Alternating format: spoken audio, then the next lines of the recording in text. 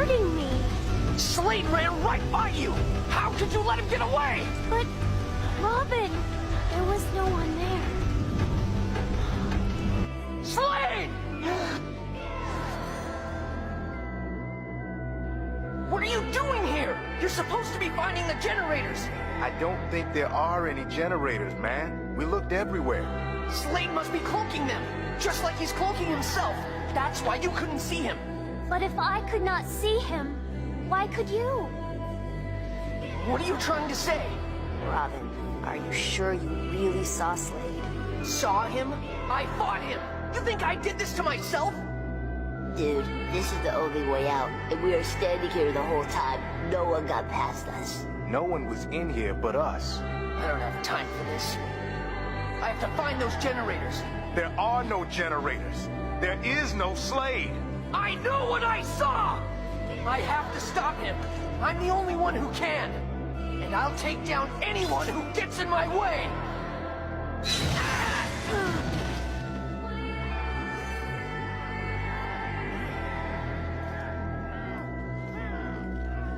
Relax, Robin. I promise you won't feel a thing.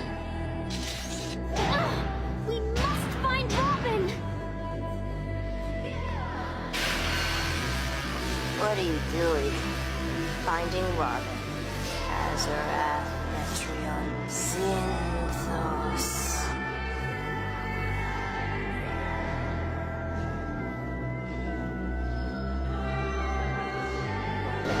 We're out. Raven, what are you? You have to get out! Slade! He'll destroy you! Robin, your heart. You're in danger. You have to trust me. Slade isn't here. He's not in the tower. No! He's here! He's real! I've seen him! Then let me see him through your eyes.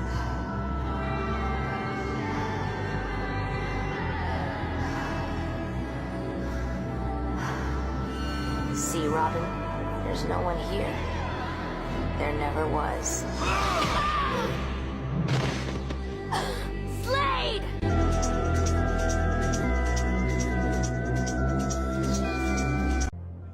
It's the fear that it could exist, and the fact that it was feared so deeply meant that it did exist.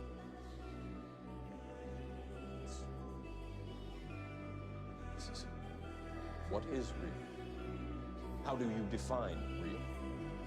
If you're talking about what you can feel, what you can smell, what you can taste and see, then real is simply electrical signals interpreted by your brain. If it's real in your mind, it's real in the world. How did I beat you?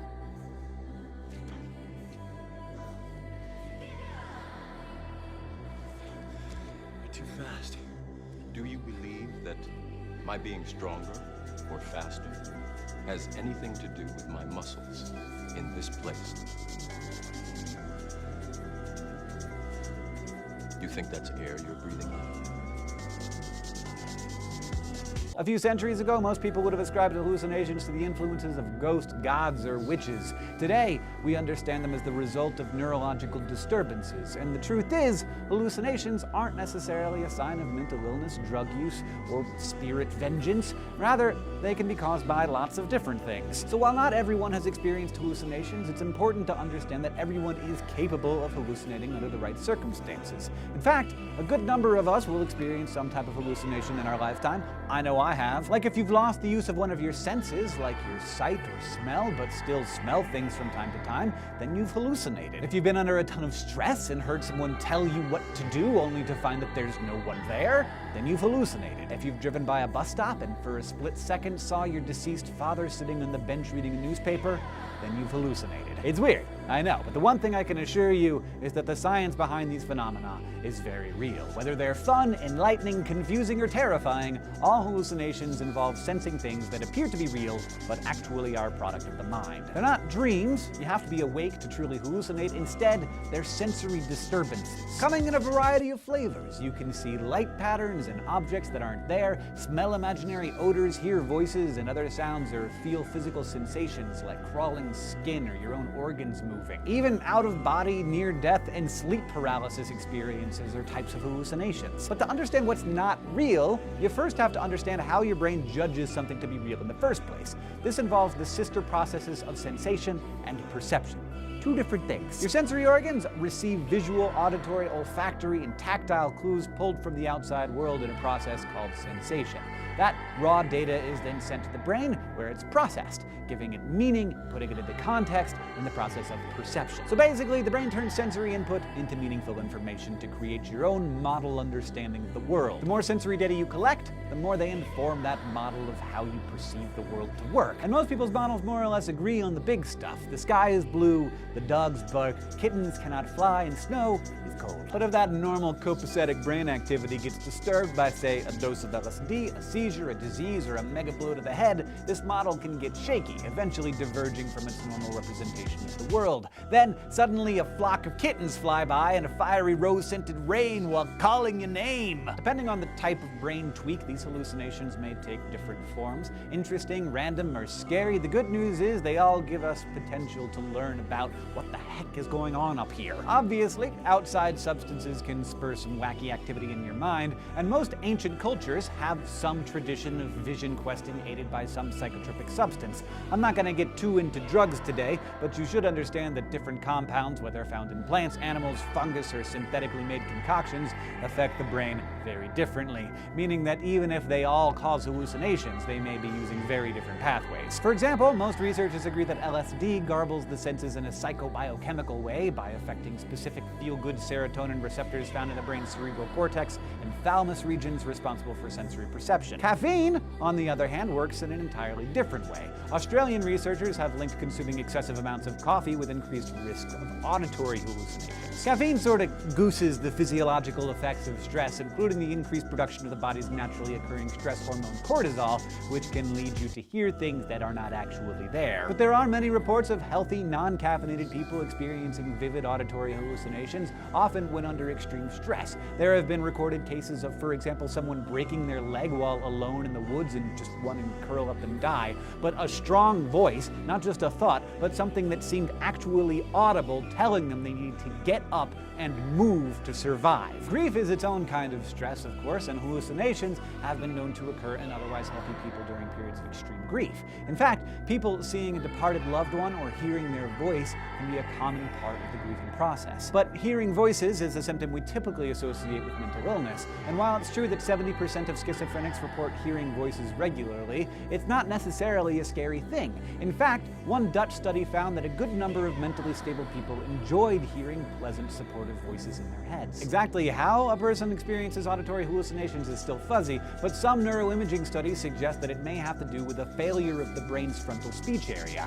This is the part that usually lets your sensory areas know that the sound they're hearing is self-generated, like something you're just thinking to yourself. But if that signal doesn't get sent, then the brain gets confused as to where that voice it's hearing is coming from. Brain scans have also shown that people with schizophrenia have abnormalities in the areas associated with memory. That might exacerbate this failure to identify the words that show up in their mind as being part of their own inner monologue. Here's something interesting though. In the total absence of sensation, the brain still leaps to perception, wanting to maintain that connection. For example, some people who suddenly lose their ability to smell often experience PHANTOSMIA, a type of olfactory hallucination. And yeah, if you smelled wildflowers and baking cookies, it might not be so bad. But unfortunately, the most common odors are the bad ones, like puke, poop, and rotting stuff. In these cases, your brain is overcompensating for its lack of olfactory input by pulling from the memories of old scents and making it seem like you're smelling them for real. And it's possible that the brain is offering up these disagreeable odors because those very smells had just been suppressed by certain neurons that have since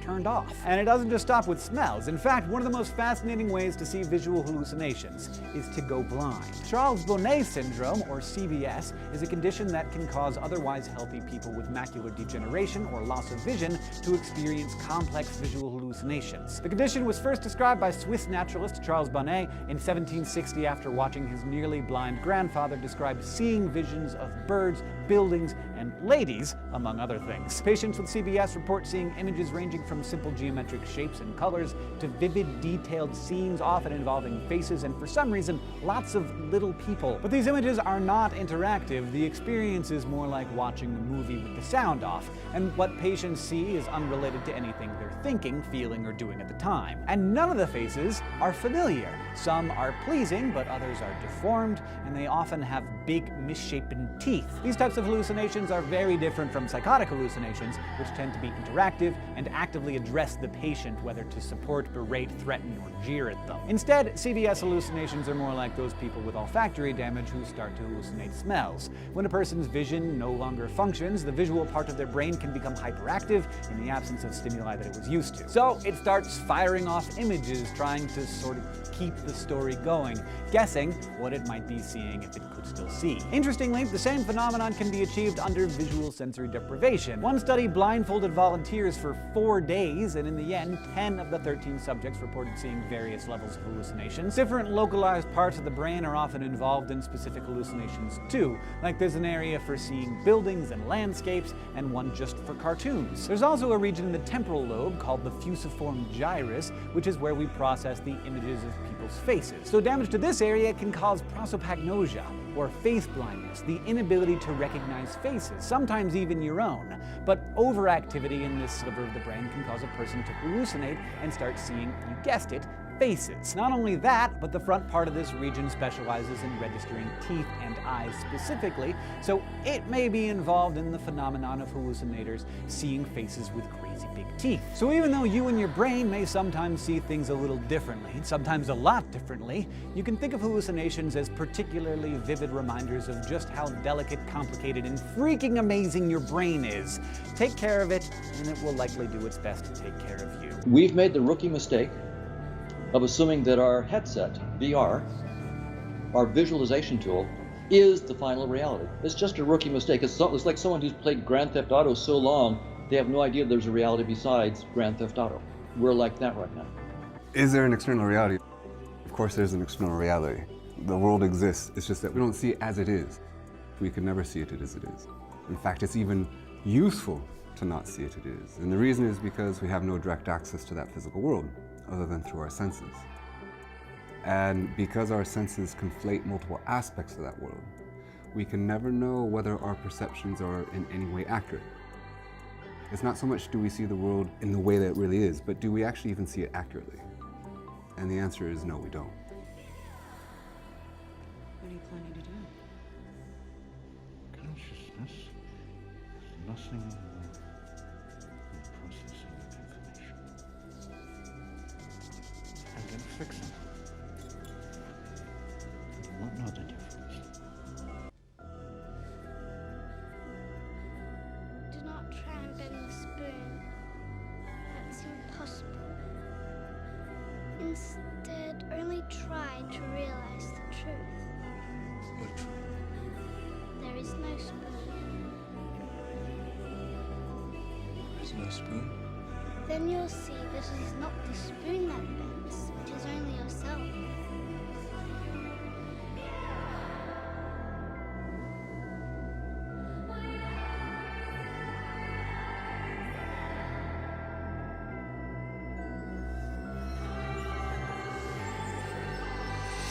At the heart of this book is a thesis that all can accept.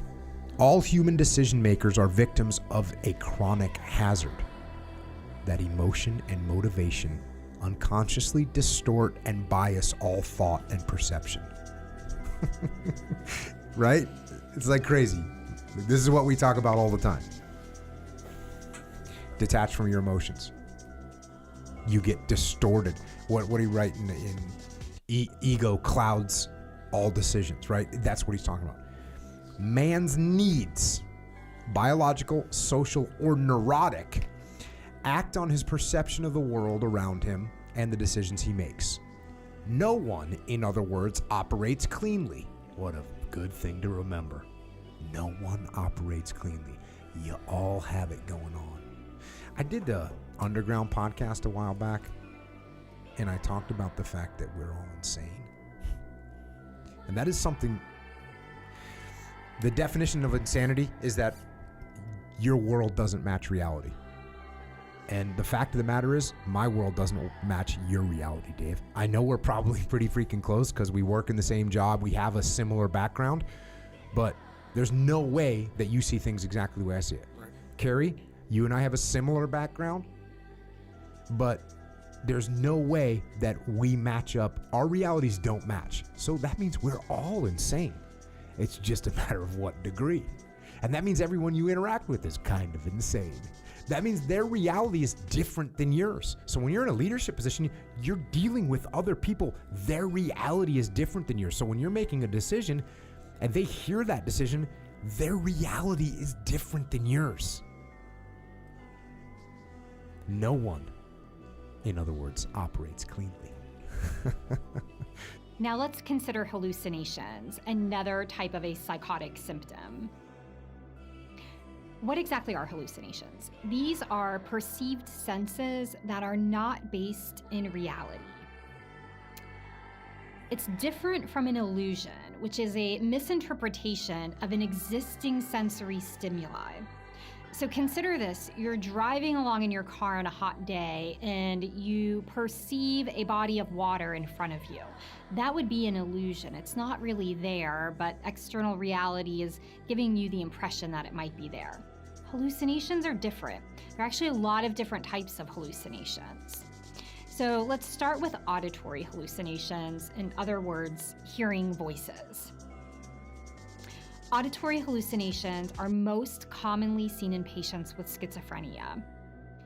And there are a lot of different types of auditory hallucinations, and it's really important that with your patient, you not only find out if they're hearing voices, but you dig deeper and ask more about them. So there could be a command voice that they're hearing. This is extremely important because that voice might be telling the patient to hurt themselves or others, something that you need to screen for. They may be hearing a running commentary. This is important because running commentary voices are very distressing to individuals. So this means that a person is hearing something, basically recounting their every move, motion, and thought. It can be very distressing and upsetting in real time for a patient. And then a person may hear one or maybe several voices talking at one time. The person who's hearing several voices at once, again, is going to be more likely to be disturbed and distressed, and they may have a more severe form of a psychotic disorder. Visual hallucinations, otherwise known as seeing things, can also occur. Visual hallucinations are often seen in an illness called Lewy body dementia and also in drug intoxication, something very important to keep in mind when you're making your differential diagnosis of the patient presenting with a visual hallucination. Olfactory hallucinations are when people smell things. Can you think of a disorder which often presents as an individual telling you that they smell something funny, maybe something burning? Well, olfactory hallucinations are often seen in seizure disorder, or they're otherwise known as an aura during epilepsy, something very important to keep in mind. And tactile hallucinations are when an individual feels something. And when you have a patient complaining of this, you really want to keep in mind that this could be secondary to drug abuse or alcohol withdrawal. That summarizes some of the psychotic symptoms that you may be presented with. Things like delusions and hallucinations. It's important to keep in mind the different types of these disorders and always remember to dig a little bit deeper to get more of a story from your patient behind what they're actually